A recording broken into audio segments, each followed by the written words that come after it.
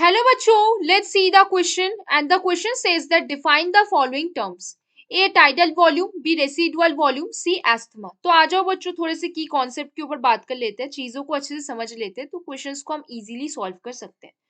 तो देखो बच्चों, पहला हम किसके ऊपर बात करने वाले हैं? हम टाइडल वॉल्यूम के ऊपर अपना बात चलाने वाले हैं। तो टाइडल वॉल्यूम बेसिकली है क्या? आप जब नॉर्मल एक्सपीरेशन नॉर्मल इंस्पिरेशन करते हो उसको आप क्या बोलते हो? टाइडल वॉल्यूम बोलते हो। ठीक है ना बच्चों? तो इसे कैसे लिखेंगे? टाइडल वॉल्यूम, टाइडल वॉल्यूम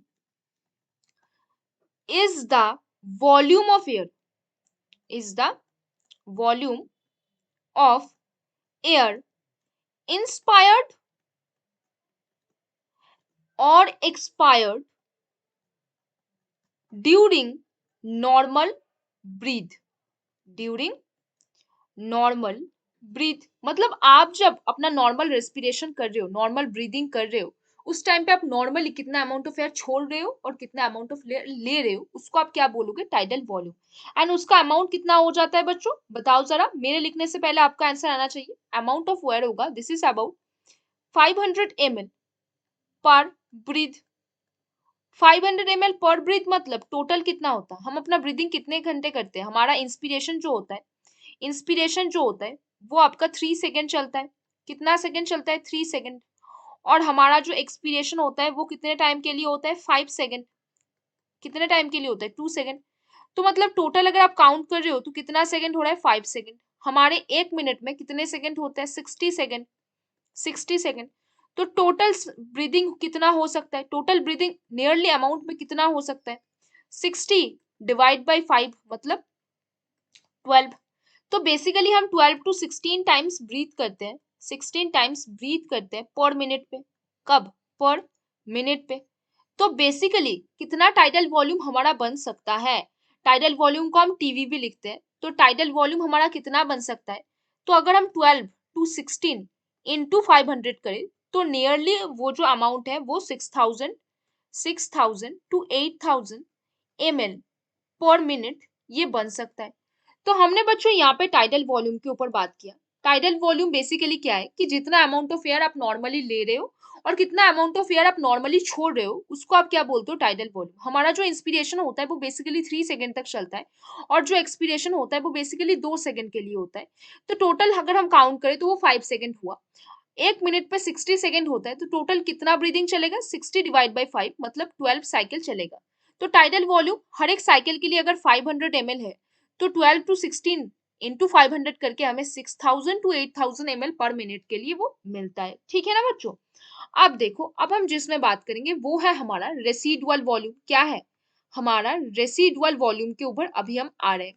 देखो बच्चों, कितना अमाउंट ऑफ एयर आप बहुत ज्यादा फोर्सफुल एक्सपीरेशन करके भी छोड़ रहे हो लेकिन उसके बाद भी आपके लंग पे थोड़ा बहुत अमाउंट ऑफ एयर रह जाता है, उसको आप रेसिडुअल वॉल्यूम बोलते हो और उसको आप कभी भी मेजर नहीं कर सकते, ना कभी उसको आप छोड़ सकते हो।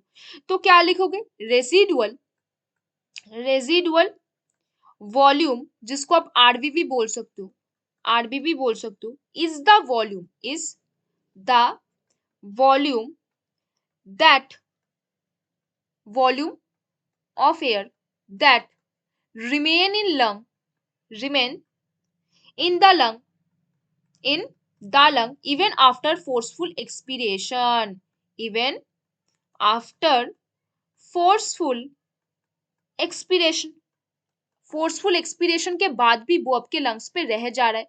एंड द अमाउंट, उसका अमाउंट कितना होता है? अमाउंट, अमाउंट होता है 1100, 1100 ml टू 1200 ml। तो रेसिडुअल वॉल्यूम मतलब एक फोर्सफुल एक्सपीरेशन करने के बाद भी कितना अमाउंट ऑफ एयर आपके लंग्स पे रह जा रहा है उसको आप बोल रहे हो क्या? Residual volume. और वो आपके लंग्स से कभी नहीं जाता और ना कभी आप उसको मेजर कर सकते हो। उसका अमाउंट क्या होता है? 1100 टू 1200 ml होता है। अब देखो बच्चों, नेक्स्ट पॉइंट के ऊपर बात करते हैं। नेक्स्ट हमारा जो पॉइंट है वो बेसिकली है हमारा किस चीज के ऊपर? एस्थमा के ऊपर। किस चीज के ऊपर? एस्थमा के ऊपर। बहुत इंपॉर्टेंट चीज है, काफी देखा जाता है इंडिया में, तो देख लो क्या चीज है, थोड़ा जान लेते हैं। Asthma is, it is an disease. Asthma क्या लिखोगे? It is a disease. ये एक टाइप ऑफ डिजीज है जो किस वजह से कॉज्ड होता है? Caused due to an, due to an allergic reaction to the foreign substance foreign to the foreign substances और उसके सिम्टोम्स क्या होते हैं? सिम्टोम्स इसके क्या क्या होंगे? सिम्टोम्स लिखो, एक एक करके सारे सिम्टोम्स को भी जान लेते हैं। जब ये सीख ही रहे तो सिम्टोम्स को भी सीख लेते हैं। ब्रीदिंग कॉजिंग व्हीजिंग, व्हीजिंग होता है, क्या होता है? Breathing causing difficulty in breathing, आप ये लिख सकते हो ब्रीदिंग कॉजिंग व्हीजिंग की जगह आप ये लिख सकते हो कि difficulty in breathing, difficulty in breathing, ये आप लिख सकते हो। और आप क्या लिख सकते हो? कॉजिंग व्हीजिंग, ये भी लिख सकते हो। और क्या? कफिंग भी लिख सकते हो आप। और क्या लिख सकते हो? इन्फ्लेमेशन इन ब्रोंकाई, ये भी लिख सकते हो, इन्फ्लेमेशन ऑफ ब्रोंकाई, ये भी आप लिख सकते हो। तो हमने क्या देखा, हमारा जो एस्थमा है वो एक खतरनाक डिजीज है जो बेसिकली एलर्जिक रिएक्शन के जरिए से होता है टू फॉरेन सब्सटेंस के लिए। सिम्टम्स हमें ये देखता है कि हमें बहुत ज्यादा डिफिकल्टी इन ब्रीदिंग होता है, व्हीजिंग साउंड आता है जब हम सांस लेते हैं, कफिंग भी होता है, इन्फ्लेमेशन ऑफ ब्रोंकाई हो जाता है। तो बच्चों हमने यहाँ पे सारे टर्म्स को डिफाइन किया, हमने टाइडल वॉल्यूम को अच्छे से जाना, हमने रेसिडुअल वॉल्यूम को अच्छे से जाना, हमने एस्थमा को भी हमने अच्छे से देखा। तो बच्चों hope you understand the question very well. Best of luck बच्चों।